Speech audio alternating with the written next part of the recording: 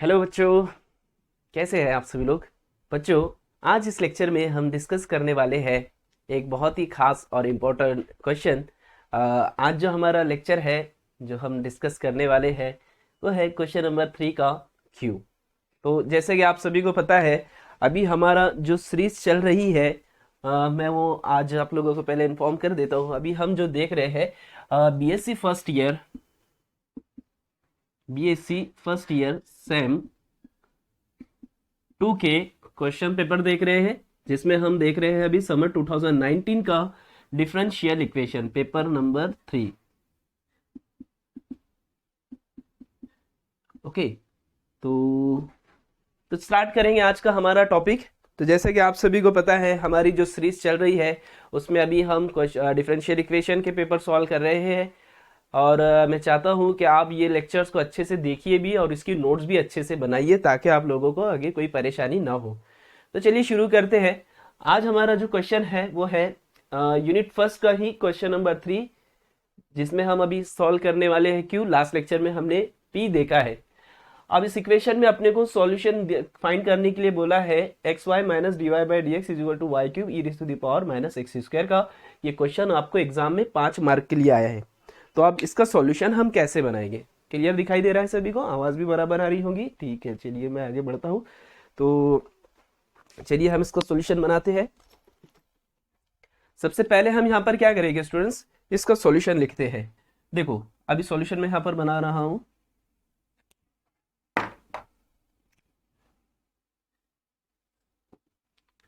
अपने को given equation किस तरीके से दिया हुआ है, पहले हम उसको रीअरेंज करते हैं। गिवन इक्वेशन इज, या फिर मैं लिखता हूं given x y minus d y by d x is equal to y cube e raise to the power minus x square. ये अपने को दिया हुआ है। अब अपने को क्या करना है, इस इक्वेशन को थोड़ा सा रीअरेंज करना है। ये वाला जो इक्वेशन है अपना, ये किस टाइप का है मुझे आपको पहले ये बताना पड़ेगा। एग्जाम्पल का सॉल्यूशन तो हम बना ही रहे हैं। यहाँ पर अपने को ये जो इक्वेशन है, मैं इस इक्वेशन का आपको फॉर्म बता देता हूँ। सबसे पहले उस फॉर्म को बताना पड़ेगा और सॉल्यूशन का तरीका बताना पड़ेगा। वेट।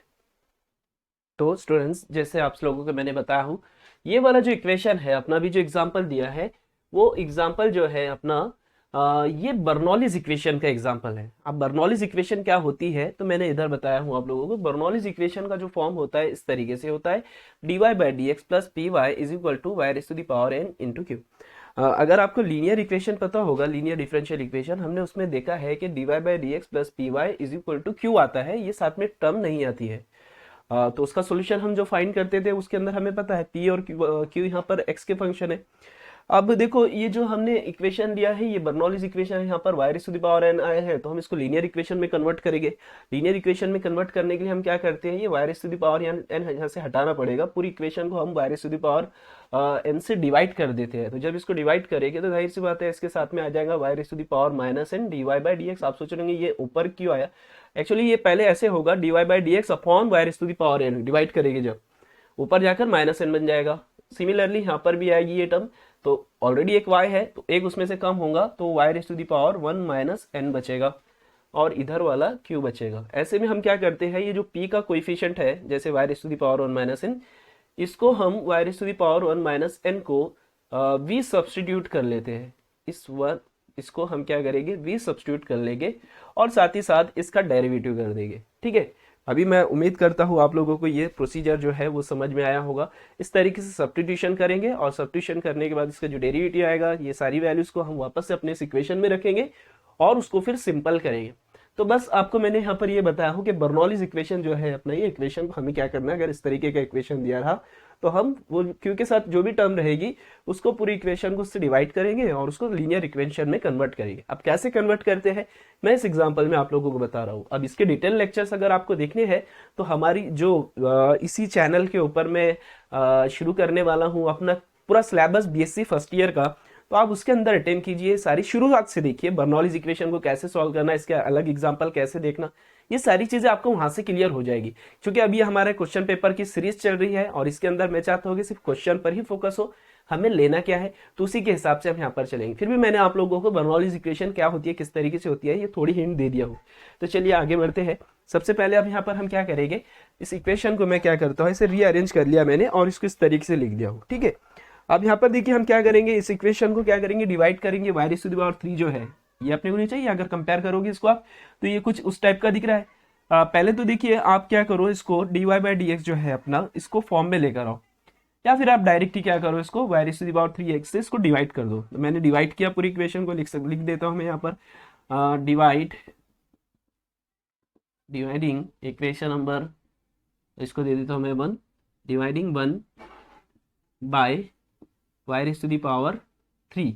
तो अपना क्या होगा देखिए, आप खुद ही यहाँ पर समझ में आ जाएगा। आप इसके अपॉन में y raise to the power 3 आएगा तो एक y कैंसिल हो जाएगा, x y स्क्वायर बचेगा ऊपर जाके, ऐसे आ जाएगा x y raise to the power -2, ठीक है, -2 माइनस डी वाई। अब यहाँ पर भी जो है इसके साथ में आएगी एक term y raise to the power -3 dy by dx, इसके साथ में इधर क्या आएगा, ये तो गया e raise to the power -x square बचा। अब मैं इसको अच्छे से प्रॉपर फॉर्मेट में लाता हूँ अपने उस तरीके के इक्वेशन के, माइनस से पूरी इक्वेशन को मैं मल्टीप्लाई कर देता हूँ, तो मुझे ये इक्वेशन कुछ ऐसे दिखेगा, y raise to the power -n dy by dx minus x y raise to the power -2 is equal to minus e raise to the power -x square. ये इक्वेशन नंबर हमारा जो है सेकेंड बना, और ये सेकेंड इक्वेशन आ गया हमारा इस इक्वेशन के फॉर्मेट में। अब जहां पर हम इसको सब्स्टिट्यूट कर सकते हैं, जैसे मैंने बताया हूं, हम जो p के साथ में टर्म होती है उसी को v सब्स्टिट्यूट करते हैं, साथ ही साथ उसका डेरिवेटिव ले लेंगे। तो यहां तक की उम्मीद करता हूं आप लोगों को समझ में आया हमने क्या किया है इस इक्वेशन के अंदर, ठीक है। रीअरेंज कर दिया इक्वेशन को और इस तरीके से अपना ये इक्वेशन बन गया। चलिए अब आगे बढ़ते हैं और इसका हम आगे कंटिन्यूशन फाइंड करते हैं सॉल्यूशन। चलिए ठीक है, तो जैसे मैं आपको बता रहा था कि अब हम क्या करेंगे, इस इक्वेशन को डिवाइड करेंगे। किससे डिवाइड करना है, ये x के साथ में जो टर्म है उससे।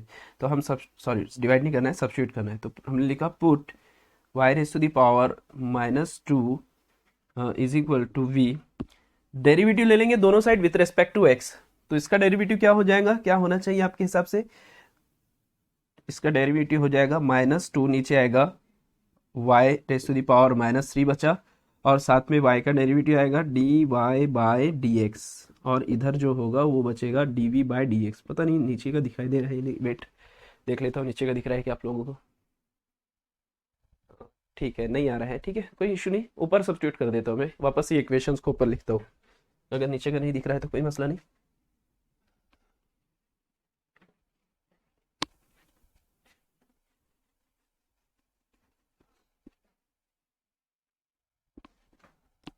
तो हम क्या सब्स्टिट्यूट करने वाले हैं, ये तो मैं यहाँ पर लिख रहा हूँ, put y raise to the power -2 is equal to v, this implies derivative क्या हो जाएगा इसका, -2 y raise to the power -3 into dy by dx is equal to, इसका डेरिवेटिव dv बाई dx हो जाएगा ऐसे। अब जो जो टर्म दिख रही है ना अपने इक्वेशन के अंदर उसको देखिए, यहाँ पर y raise to the power -3 है, जबकि अपने इक्वेशन में -2 आया है साथ में। हम क्या करेंगे, -2 को इधर शिफ्ट कर देंगे, तो -2 को इधर भेज देंगे, तो आप -2 इधर लिख सकते हो इस स्टेप में। तो सब्स्टिट्यूट कीजिए इस इक्वेशन के अंदर यूजिंग दिस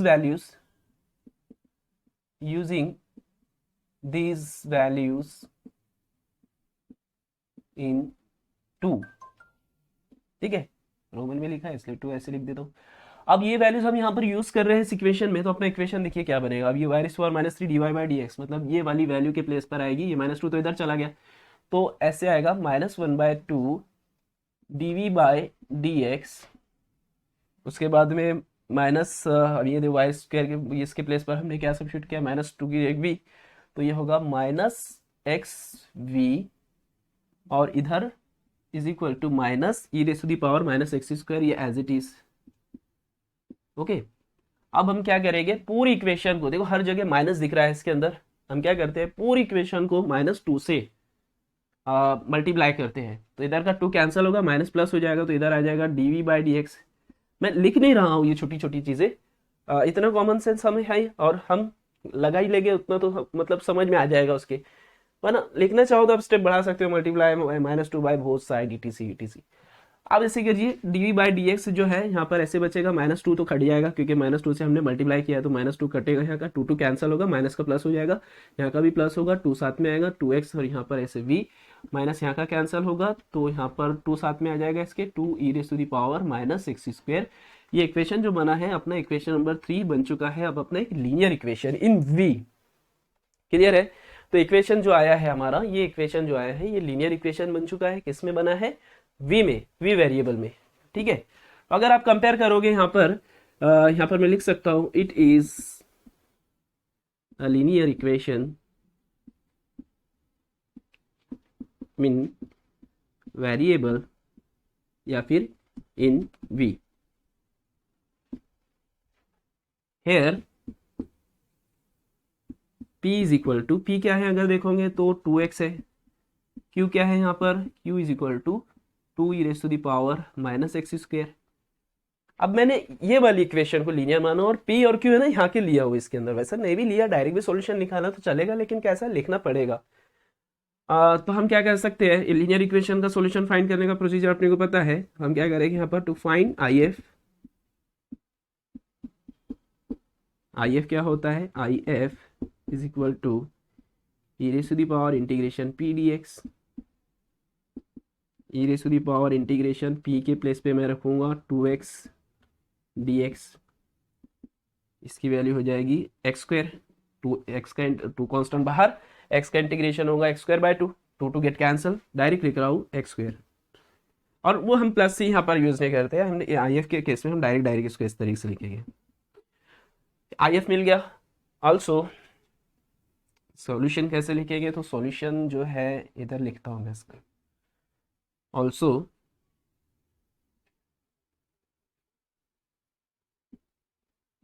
solution of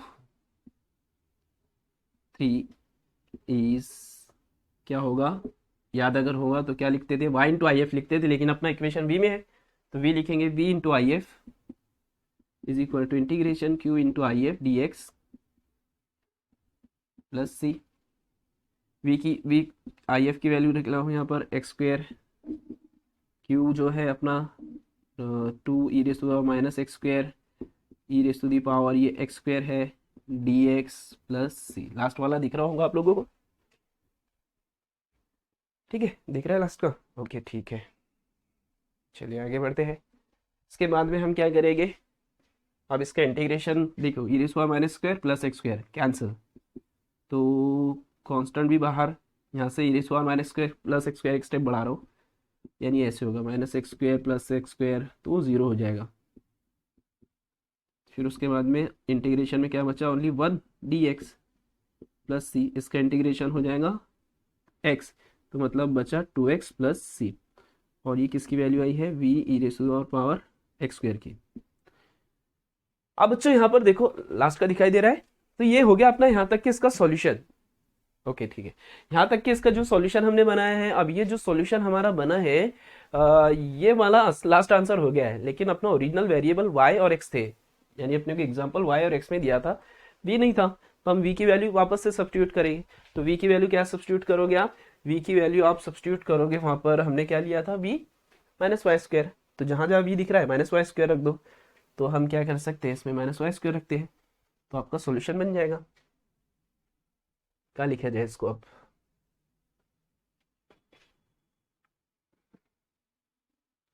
यहाँ लिख रहा हूँ, ठीक है। तो वापस सब्स्टिट्यूट कर रहे हैं, v के जगह y raise to the power -2 e raise to the power x², और इधर क्या है 2x प्लस c, तो ये y इधर जाएगा, तो इक्वेशन बचेगी x² e raise to the power x², y² इधर आया, और इधर होगा 2x प्लस, ये लास्ट आंसर है, इसको हम लिख सकते हैं विच इज रिक्वायर्ड इक्वेशन। ये खत्म हो गया यहाँ पर इसका आंसर। तो बच्चों यहाँ पर जैसे कि मैंने आपको बताया, क्वेश्चन आपको एग्जाम में 5 मार्क के लिए आए हैं, तो अगर आपको 5 मार्क के लिए आ रहा है तो आपको जाहिर सी बात है इसको लिखना भी अच्छे से पड़ेगा। लिखिए, बिंदास लिखिए, टेंशन बिल्कुल मत लीजिए। 5 मार्क के लिए क्वेश्चन आता है, छोटे छोटे क्वेश्चन 5-5 मार्क के लिए आ जाते हैं, तो आप उसको अच्छे से कीजिए, अच्छे से समझिए। ये मेरी सीरीज से आपको इतना फायदा जरूर होगा कि अगर आपने 4-5 साल के पेपर बना लिए, अभी तो मैंने शुरुआत किया हूँ, आने वाले कुछ ईयर्स में ऑब्वियस है मेरे इस चैनल के ऊपर काफ़ी सारे पेपर जमा हो जाएंगे, तो बच्चों को भी बहुत फ़ायदा हो जाएगा, उसके ऊपर उनको सॉल्यूशन मिल जाएंगे, बाकी यहाँ पर सिस्टमेटिक सारे और उनको कैसे एग्जाम में लिखना है वो भी मिल जाएगा, नोट्स भी मिल जाएगी, सिस्टमेटिक सारी चीज़ें मिल जाएगी। तो बहुत फ़ायदा हो जाएगा आप लोगों को। और कुछ भी नहीं है, यूनिवर्सिटी के एग्ज़ाम देखोगे अगर आप ऑब्जर्व करोगे तो क्वेश्चन पेपर उठा के देखो, पिछले बहुत ज़्यादा क्वेश्चन रिपीट होते हैं। मैक्सिमम तो मैं कहता हूँ कि पिछले 3-4 साल के पेपर उठा लो, 5 साल के, तो आपको पूरा पेपर उसमें से मिल जाएगा। तो अगर यहाँ पर आपको ये सारी चीज़ें मिल रही है तो आप उसको बिल्कुल भी मत छोड़िए, ठीक है। क्वेश्चन पेपर का सॉल्यूशन आपको मिल जा रहा है, सारी चीज़ें मिल जा रही है, बिल्कुल अच्छे से देखिए, नोट्स बनाइए प्रॉपर सिस्टमेटिक, और जो यहाँ पर मैं जितने भी लेक्चर्स लेता हूँ उसको अच्छे से देखो और अपने दोस्तों को ज़रूर शेयर करो। मेरे चैनल को ग्रोथ होगी, मेरा भी फायदा है, आप लोगों को भी कंटिन्यूसली लेक्चर मिलते रहेंगे, आप लोगों का भी बहुत फायदा है उसके अंदर। तो मेरे चैनल को ज़रूर शेयर कीजिए, सब्सक्राइब कीजिए, आपके जितने भी फ्रेंड्स हैं उनको ज़रूर शेयर कीजिए। मेरे जब भी लेक्चर्स देखते हो लाइक ज़रूर कर दिया करिए। स्टडी करते रहिए। Best of luck.